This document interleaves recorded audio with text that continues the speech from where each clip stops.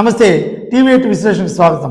ఈనాటి మన విశ్లేషణ ఏబిఎన్ వెంకటకృష్ణ విజయసాయిరెడ్డి కలిసి ఛానల్ పెట్టబోతున్నారా అంటే ఇది ఆంధ్రప్రదేశ్లో ఒక తరహా మీడియాలో జరుగుతున్నటువంటి ప్రచారం.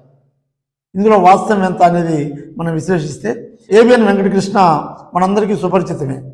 ఫస్ట్లో ఆంధ్రజ్యోతిలో చేశారు, ఆ తర్వాత ఏబిఎన్లో కొంతకాలం చేశారు, ఆ తర్వాత AP24 అనేటువంటి ఒక ఛానల్ ద్వారా సిఇఓగా పనిచేస్తూ మళ్ళీ ఏబిఎన్కి వెళ్ళి జగన్ ప్రభుత్వం టైంలో తెలుగుదేశం పక్షపాతిగా కనిపిస్తూ డిబేట్లు నిర్వహిస్తూ మనందరికీ బాగా సుపరిచితమైనటువంటి జర్నలిస్టు పర్వతనేని వెంకటకృష్ణ. ఆయన గత కొద్ది కాలంగా సోషల్ మీడియాలో వెంకటకృష్ణ ఏబిఎన్ని వదిలేస్తున్నారా, వెంకటకృష్ణని ఏబిఎన్ నుంచి తప్పించారా, వెంకటకృష్ణని ఏబిఎన్ తీసేసిందా, రకరకాల ఆయనకు అనుకూలంగా ఉన్నవాళ్ళు ఒక రకంగా, ఆయన భావజాలాన్ని నచ్చనటువంటి మీడియా ఒక రకంగా, అన్ని రకాలుగా వార్తలు వస్తూ ఉన్నాయి. అసలు నిజమేంటి అనేది ఆలోచిస్తే వెంకటకృష్ణ గారు మంచి డిబేట్లతోటి తెలుగుదేశం పక్షాన ఎక్కువగా ఫేవరబిలిటీగా ఉంటూ ఒక దశలో పక్షపాత దూరంలోనే ఆయన డిబేట్లు ఉంటాయి. ఇది మనందరికీ తెలిసిందే. ఖచ్చితంగా ఏబిఎన్ ఛానల్ మరి తెలుగుదేశం అనుకూల మీడియా కాబట్టి అందులో ఉండబట్టి అలా ఉన్నారా, లేదా ఆయన నిజంగానే దానికి ఫేవర్గా ఉంటూ జగన్కి వ్యతిరేకమా అనేది ఆలోచించే దశలోనే ఆయన డిబేట్లన్నీ ఉంటాయి. ఆయన డిబేట్లన్నీ చూస్తే జగన్కి ఆయనకి వ్యక్తిగతంగా ఏమైనా ఉన్నాయేమో అనిపిస్తుంది. అంత దారుణంగా ఆయన డిబేట్లు ఉంటాయి. మరి అలాంటి ఆయన విజయసాయిరెడ్డి పెట్టే ఛానల్కి సిఇఓగా వెళ్తారా?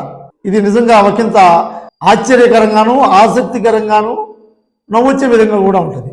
ఎందుకంటే విజయసాయిరెడ్డి గారు కూటమి ప్రభుత్వం వచ్చిన తర్వాత కొన్ని పరిణామాలని మనం చూసిన దృష్ట్యా ఆయన అనూహ్యంగా రాజ్యసభ సభ్యత్వానికి అదేవిధంగా వైసీపీకి రాజీనామా చేస్తూ ఆ రాజీనామా చేసిన ప్రెస్ మీట్లో తాను త్వరలో ఒక ఛానల్ పెట్టబోతున్నానని, తన ఛానల్ ద్వారా ఈ విధ్వంసక పరిస్థితులన్నింటినీ వెంటాడి చెండాడుతానంటూ ఒక శపథం చేసిన విషయం మనందరికీ తెలిసింది. మరి ఆయన పెట్టే ఛానల్ కోసం చాలా మందిని సంప్రదించినట్టుగా, అందులో వెంకటకృష్ణ గారు కూడా ఉన్నట్టుగా మనకు వార్తలు. మరి నిజంగా వెంకటకృష్ణ గారి భావజాలం, విజయసాయిరెడ్డి గారి భావజాలం ఒక తాడి మీద నడిచే పరిస్థితులు ఉంటాయి అంటే అది నిజంగా జరిగితే పెద్ద ఆసక్తికర అంశం. మరో కోణంలో ఏలూరుకి సంబంధించినటువంటి ఒక పెద్ద పారిశ్రామికవేత్త తపనా చౌదరి గారని, ఆయన తపనా ఫౌండేషన్ ద్వారా చాలా సామాజిక కార్యక్రమాలు చేస్తూ ప్రాచుర్యం పొందిన గొప్ప పారిశ్రామికవేత్త. మన ఏలూరు బీజేపీ టికెట్ ఆయనకి దాదాపుగా ఖరారైన దశలో చంద్రబాబు నాయుడు గారి ప్రెజర్ వల్ల అది బీసీ కమ్యూనిటీకి ఇవ్వడం జరిగింది. ఆ సీటు కోసం ట్రై చేసిన ఆయన తపనా చౌదరి అంటే గారపాటి సీతారామాంజనేయ చౌదరి అని, ఆయన ఒక డిజిటల్ మీడియా ప్లాట్ఫామ్ని ఏర్పాటు చేయాలనే సన్నాహాలు ఉన్నట్టు, వెంకటకృష్ణ గారు దానికి సిఇఓగా వెళ్తున్నట్టుగా కూడా కొన్ని వార్తలు. అంతేకాకుండా దాదాపుగా సీనియర్ జర్నలిస్టులు అందరూ తమ తమ సొంత ప్లాట్ఫామ్ని ఏర్పాటు చేసుకుంటున్నారు. ఎందుకంటే రాబోయే రోజుల్లో సోషల్ మీడియా ప్లాట్ఫామే సరైన వేదికగా ఉంటుంది. మన శాటిలైట్ ఛానల్స్లో వచ్చే వార్తల కంటే ముందు సోషల్ మీడియాలో వార్తలు రావడం, సోషల్ మీడియా ఈ రోజులు టీవీలు చూసే వాళ్ళు ఎవరు లేరు, దాదాపుగా ఫోన్లోనే వార్తలన్నీ అబ్జర్వ్ చేసే పరిస్థితి. అందుకని సోషల్ మీడియా వేదిక పెద్ద పెద్ద జర్నలిస్టులందరూ సొంత ప్లాట్ఫామ్ని ఏర్పాటు చేసుకుంటున్నారు. ఉదాహరణకి జర్నలిస్ట్ సాయి గారు కావచ్చు, జాఫర్ కావచ్చు, అదేవిధంగా చాలామంది జర్నలిస్టులు.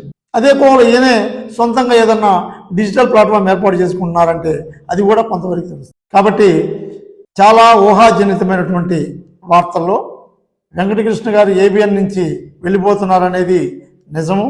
ఆయన విజయసాయిరెడ్డి పెట్టే ఛానల్లో ఉంటారా, లేదా తపనా చౌదరి గారు పెట్టే డిజిటల్ ప్లాట్ఫామ్కి సిఇఓగా ఉంటారా, లేదా ఆయనే సొంతంగా ఒక డిజిటల్ ప్లాట్ఫామ్ ఏర్పాటు చేసుకున్నారనేది మరి కొద్ది రోజుల్లో తెలియాలి.